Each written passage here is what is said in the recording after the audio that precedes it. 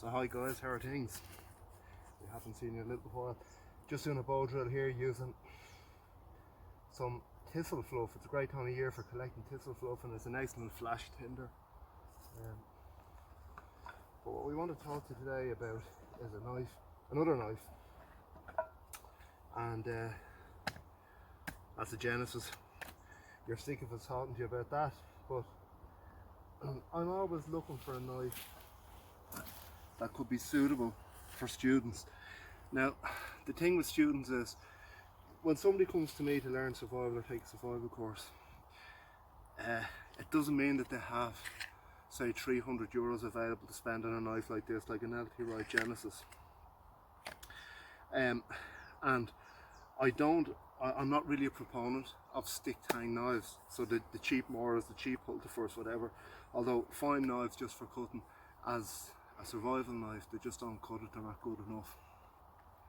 So what I've been using the last while is this Lars Falt knife. It's made by Casstrom, and this is the new one with the Sleipnir steel. So my understanding is the original one was made with K720 steel, and this is made with a different steel, Sleipnir it's called, which I believe to be quite similar to D2 steel. And D2, as we know, has been a premium steel for the last, I suppose, 20 years. Bob Dozier made D2 really famous, and I don't think anyone can heat treat D2 quite as good as him. It's supposed to be a little bit less prone to chipping than D2, and in my experience, I have some Dozier knives which are that's the cream of D2, but generally speaking with D2, I think this takes a smoother edge than D2. D2 can always be a little bit tooty or something like that, not on the Dozier knife but in general, and this takes a lovely edge. This knife, it's in your door at about 135 or 136 euros. I got this from Lamnia, and I think it's very good value for that kind of money. And just to give you an idea, side by side with a Genesis, you know, roughly speaking, they're about the same size. The Genesis, I know, I haven't a measuring tape on this, I know the Genesis is a 4 1/4 inch blade. This is my favourite bushcraft knife of all time, and it's the one I would be telling people to get if they can afford it.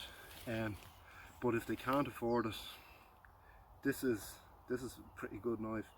To be honest, I prefer a micarta handle because it means you can't hammer on it somewhat, you know. In actual fact, I have hammered on this like crazy. This is, make no mistakes, this is a survival knife, even though in a very small package. Anyhow, we put the Genesis away because everybody knows I favour the Genesis. I think the Genesis is the best bushcraft knife in the world, and you know, well, I haven't tried every bushcraft knife in the world, but I've tried most of them, and I've had even original Allen Wood Ray Mears knife, and I still think that's better than that. So what do we need really in a knife of this size? Well, we need a strong full tang knife, and I personally, I wouldn't entertain anything that doesn't have a full tang, in terms of possibly having to save your ass. If it's not full tang, you have this likelihood that it will break under hard use. Now, statistics show in survival, people tend to treat their tools in a less gentle manner when their ass really is on the line. Regardless of how much money you paid for your knife, when you're out having a picnic with your kids or whatever, yes, you're going to be very gentle with that knife, but in actual fact, when you find that your ass is really on the line, you become quite rough with it. Now, wrist thick size timber is really the maximum dimension we're really thinking of using in terms of immediate survival. Could be slightly different if it was some sort of prolonged survival, but for shelter and fire, this is all we need to be looking at. We're not dropping lumber. So as long as the knife can handle stuff like that, we're going to batten through it. Now a lot of people say there's no purpose for battening. I would say, living in Ireland, there is every purpose for battening, and if your knife is the only tool that you have, it needs to be able to do this to allow you to get to a warm inner core. Now if we can see, this has been lying on the forest floor. This is wet, you can see that, you can see it in the video. This is dry, this is absolutely bone dry, and that is the purpose of battening, you know.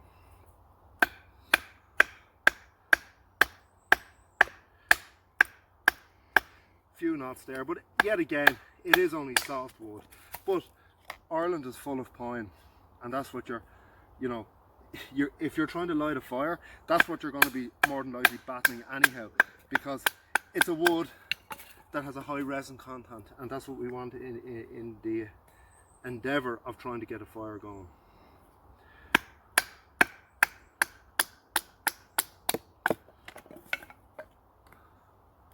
So that's perfectly adequate there for battening. And I would say, you know, at that kind of price, this is really, it's a hard package to beat. And I like more Garburgs, you know, I've always said that I do.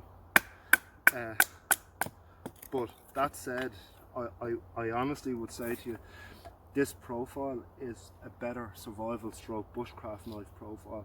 The Garburg has a kind of a quarter round here at the top, which would be excellent in terms of skinning and you know, handling game, but maybe less efficient as an out and out bushcraft stroke survival knife, where you might need to do a lot of delicate carving near the tip, and with a rounded quarter here, it's really more suitable to skinning and game preparation. This is more dedicated as a bushcraft knife. It has a sharp spine, so you can see it battens there no problem whatsoever. And this is one that I will definitely be, I've been using for a little while now. As I said, it's 4mm thick, it's thicker than the Genesis, but it cuts very, very well. I'm going to get a little bit of I have some thistle fluff here. As I said, I was using it there in the bow drill. It's a great time of the year to start gathering thistle fluff, you know. Now, here. And I would say that it's very, very important that your knife has a 90-degree spine, whatever you go for. And if it doesn't have a 90-degree spine, I would say it's very important that you put one on it. It's not a difficult process, but sure, look, it's even better if it can come with it. So it's not just for scraping a ferro rod, but for preparing tinder, even scaling fish. It can even be useful if you're fleshing out a hide. So remember the train of thought I have with using a ferro rod, and you know, if you're a regular viewer of mine, you're tired listening to this. But rather than pushing your hand towards your tinder and leaving your tinder strewn all over the forest floor, I prefer to anchor this hand. So we have this well anchored, and pull the ferro rod back, okay? And my daughter, my youngest daughter, really enjoys slagging me over this, okay? She's fed up listening to it. So we have our hand anchored here, and hopefully on a first strike we will get this ignition. And there we go.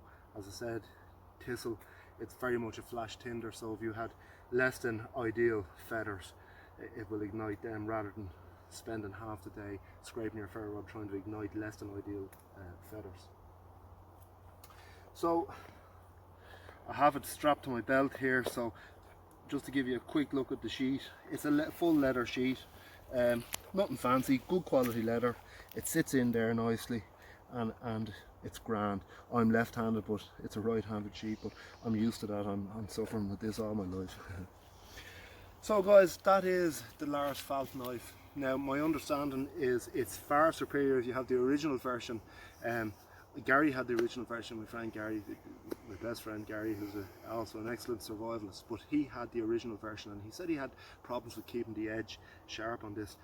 This is good, and I've had no problems with edge retention. Certainly it's not as, it doesn't hold the edge as good as the Genesis, but the Genesis is really the cream of the crop when it comes to bushcraft knives, and it has an A2 steel, which is LT has such a fantastic heat treat, and I must say also the most fantastic spine on any knife that I've ever seen for scraping ferro rod. But like I said, you're into $300 for this, and it's quite a lot for someone to shell out starting off. And like if you're a limited budget, the knives that I would be looking at, now I'm talking strictly full tang, I suppose the ones that I've seen that are promising would be the Condor bush lower, which is, I think it's under €60, and that is a full tang knife, 1075, has a pretty good spine on it. It's not a bad knife at all. The Garberg, which are into $100 there, and in my thinking, there is the only thing that really lies between that and the likes of a Genesis is this Casstrom. I'm sure there are other knives out there, the Lars, but I haven't tested them, so I can't tell you to go out and buy them. But in my thinking, for €140, that's the best value you can have in a bushcraft stroke survival knife at the moment. So guys, hopefully we'll see you again soon, and thanks for dropping by. Take care guys.